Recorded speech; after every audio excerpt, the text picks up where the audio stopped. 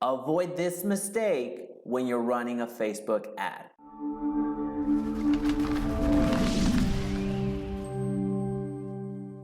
Hey, it's Jaime with Echo Real Estate Advisors. Welcome to the channel that provides actionable content to help your business grow. Don't forget to subscribe, as every month I give away one of my Facebook, Google, and YouTube courses away for free as a thank you for being a subscriber. All right, let's dig into it. Today we are stopping this big mistake that real estate agents are doing frequently.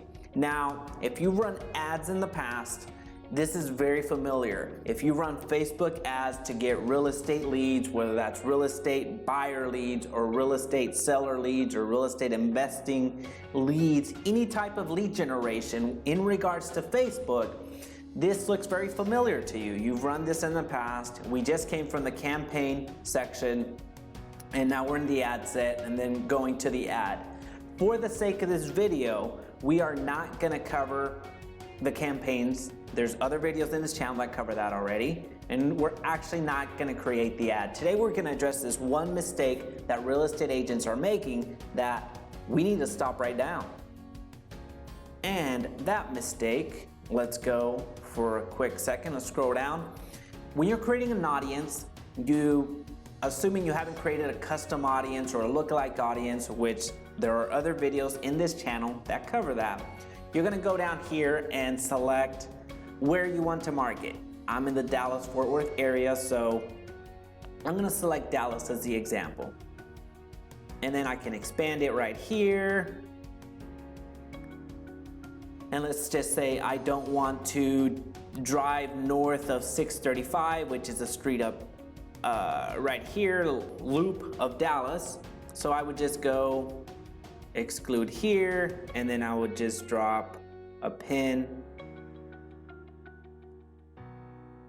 right there. So let's say I didn't want to work any area within this red. So I would be targeting everything in blue and excluding the red. Now, that's not the mistake. I just wanted to give that little fun feature that people still are not aware that you can do. You can exclude audience within the radius that you've selected. So that's pretty neat. Then you would select your age, range, the gender, languages, and that's all fun. Now, where a lot of the secret sauce is at, where a lot of the secret formula it comes into play is in the targeting. Who are you going to place your ad in front of? Not only from an age perspective and a gender perspective and language, but also what type of interests can we target in real estate that are most likely to get us home buyers or home sellers. At the end of the day, what we're trying to do is increase the number of leads and reduce our spend. That's really, when you think about it, that's what you're trying to do, because you could very easily spend $20,000 a month and generate thousands of leads, but the budget is a consideration, of course, and you want to measure your return on investment clearly. So for our example, what we're going to do is this. We're going to target those people that have interests in Zillow, interest in Trulia, and then any similar third-party home searches. So a little fun fact or a little fun hack, if you go to suggestions, Facebook is offering you some similar interest to what you selected, so you don't have to get all that creative. So this is something that you just scroll down. If it makes sense, you add it. If it makes sense, you add it. So you keep adding to it, which again, that's another fun little hack that people aren't aware that's even out there. They'll either go to browse and start going based off of categories, or they'll just try to play it by memory and try to figure it out that way. So just know that that's there.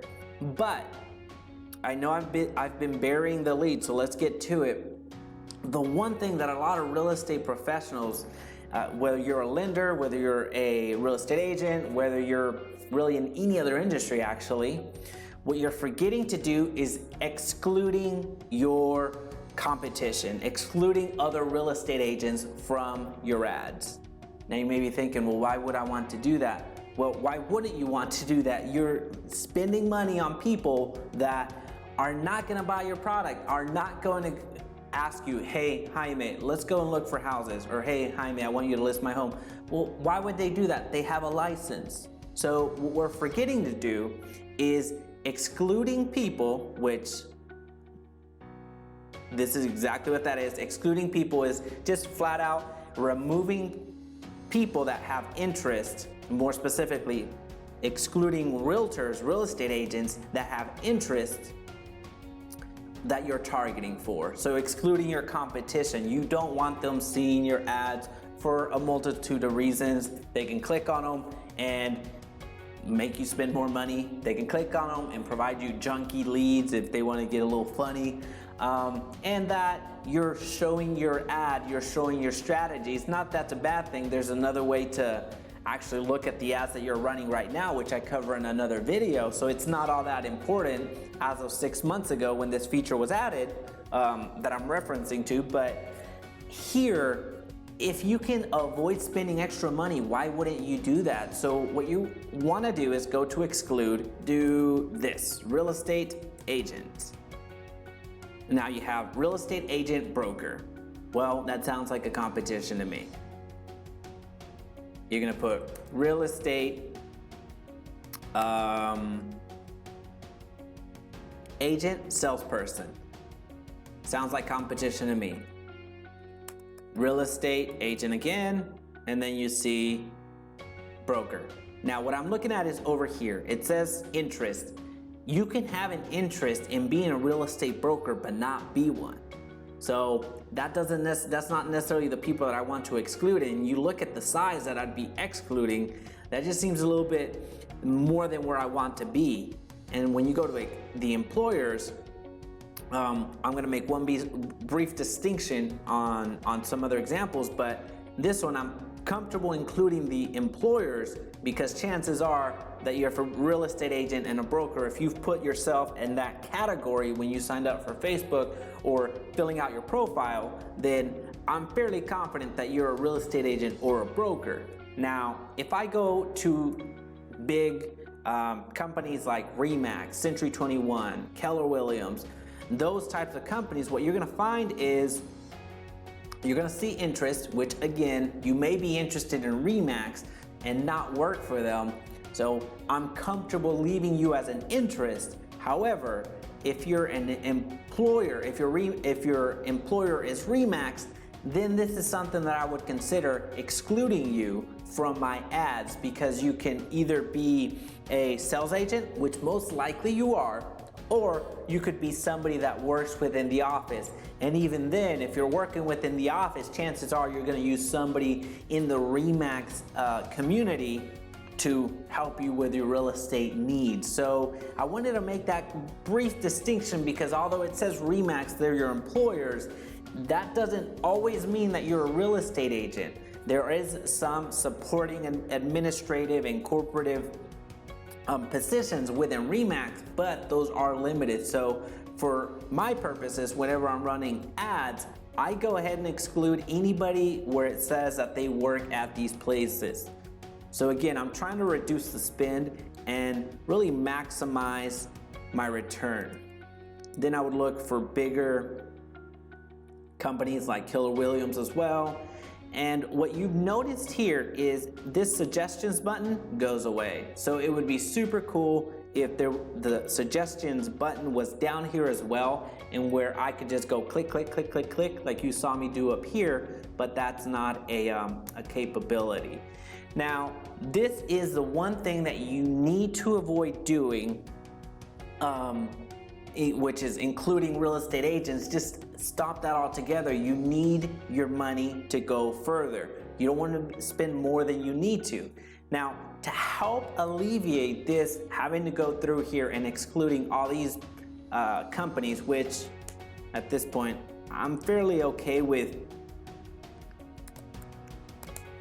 Since I do this so much, I remember them at this point. But you want to do this once. So what I want to show you is a way to do that. Instead of adjusting your audience within the ad set, again, this is where we're at. Instead of adjusting your audience within the subset, what you want to do is go to ads, go to audiences, and save it as a preset.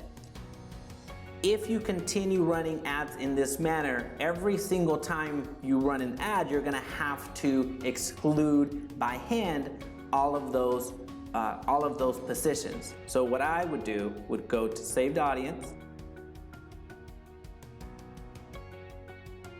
and you see this looks very familiar to where we just came from. You would name your audience, you would select the area that you want to target, and you're gonna see that you can still target the same interests. Nope, that's employers.